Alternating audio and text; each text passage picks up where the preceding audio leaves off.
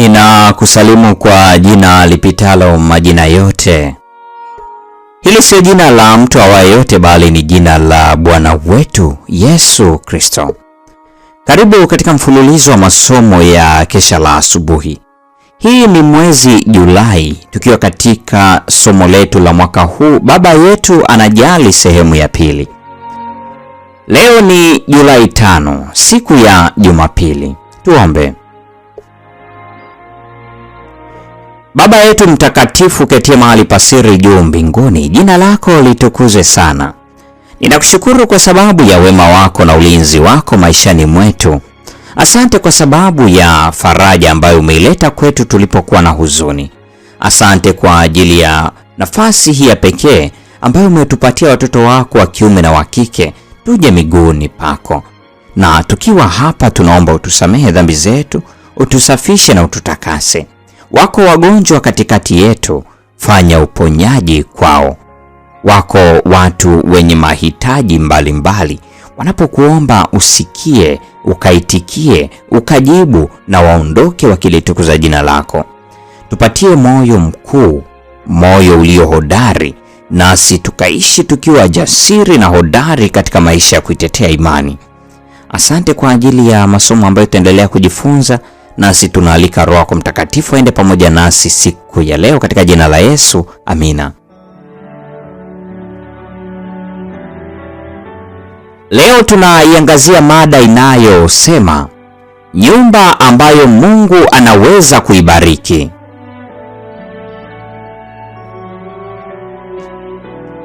Mwanzo sura ile ya 18 aya 19 imeandikwa, kwa maana nimemjua ya kwamba atawaamuru wanawe na nyumba yake baada yake waishike njia ya Bwana, wafanye haki na hukumu. Katika macho ya Mungu, mtu ni kile tu alivyo katika familia yake. Maisha ya Ibrahimu, rafiki wa Mungu, yalidhihirishwa na heshima kamili kwa neno la Bwana. Alikuza dini ya nyumbani. Hofu ya Mungu ilienea katika nyumba yake. Alikuwa ni kuhani wa nyumba yake. Aliangalia familia yake kama amana takatifu. Nyumba yake ilikuwa na zaidi ya roho 1000 na aliwaelekeza wote, wazazi na watoto, kwa mfalme mtakatifu. Hakuruhusu ukandamizaji wowote wa wazazi kwa upande mmoja au kutokutii kwa watoto kwa upande mwingine.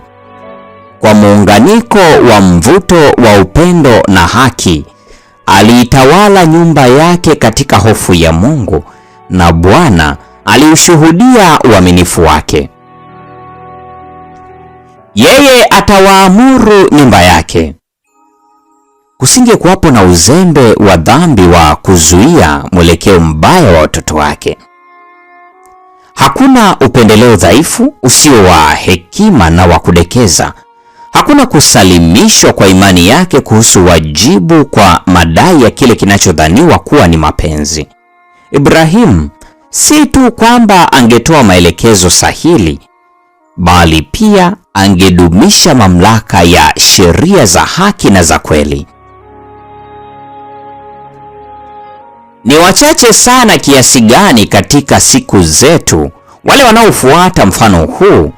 Kwa upande wa wazazi walio wengi, kuna hisia ya upotofu na ubinafsi ambayo inadhihirishwa kwa kuwaachia watoto wao, pamoja na busara yao changa na uchu wao mkali usiozoeshwa kutii amri, utawala wa mapenzi yao wenyewe. Huu ni ukatili mbaya kabisa kwa vijana na kosa kubwa kwa ulimwengu. Uendekezaji wa wazazi husababisha machafuko katika familia na katika jamii. Hutia nguvu ndani ya vijana tamaa ya kufuata mwelekeo badala ya kuyatii masharti ya Mungu. Wazazi na watoto wote ni mali ya Mungu ili wapate kutawaliwa na yeye. Kwa muunganiko wa mapenzi na mamlaka, Ibrahimu aliitawala nyumba yake. Neno la Mungu limetupatia kanuni kwa ajili ya kuwa mwongozo wetu. Kanuni hizi zinatengeneza kiwango ambacho hatuwezi kukikwepa ikiwa tungetaka kuishika njia ya Bwana. Mapenzi ya Mungu ni lazima yawe ni ya maana kuu kabisa. Swali tunalopaswa kujiuliza si wengine wamefanya nini, ndugu zangu watafikiri nini, au watasema nini juu yangu ikiwa nitafuata njia hii, bali Mungu amesema nini. Hakuna mzazi wala mtoto anayeweza kufanikiwa kwelikweli katika njia yoyote isipokuwa katika njia ya Bwana. Na kwa nukta hiyo, mpendwa wa mfuatiliaji wa mfululizo wa masomo haya kisha la asubuhi, ndio tunakuwa tumefikia tamati ya tafakari ya mada hii siku ya leo. Neema ya Bwana wetu Yesu Kristo, pendo la Mungu na ushirika wa Roho Mtakatifu dumu kuwa pamoja nasi sasa na hata milele. Amina.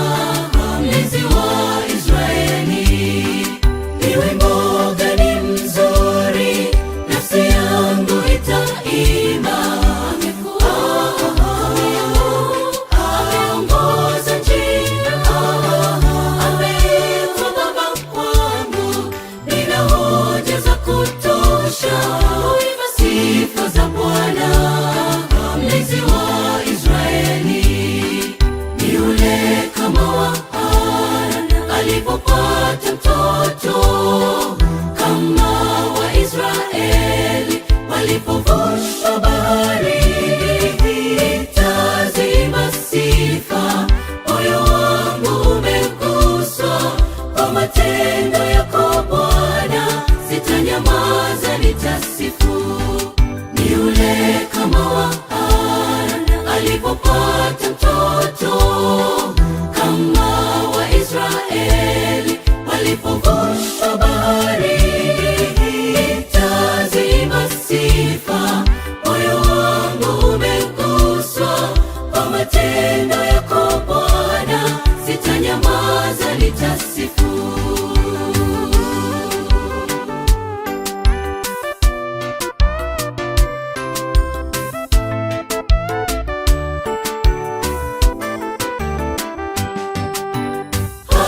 Tusipoyakumbuka ni mangapi alifanya, hatukuomba, yamefanywa ushuhuda kwetu. Tukijaribu kumbuka tulipopata magumu, ni vipi tuliyashinda kama si kwa Bwana wetu.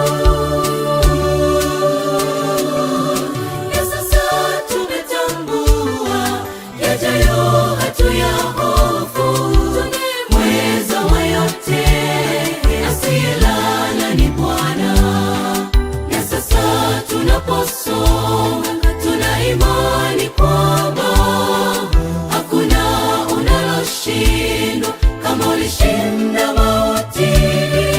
Sema kwa ujasiri, mioyo yetu yaamini, unayo kesho yetu Bwana, watuwazia yalo mema. Na sasa tunaposonga, tuna imani kwamba hakuna unaloshindwa kama ulishinda mauti. Sema kwa ujasiri, mioyo yetu yaamini, unayo kesho yetu Bwana, watuwazia yalo mema. Na sasa tunaposonga, tuna imani kwamba hakuna unaloshindwa kama ulishinda mauti. Sema kwa ujasiri, mioyo yetu yaamini, unayo kesho yetu Bwana, watuwazia yalo mema.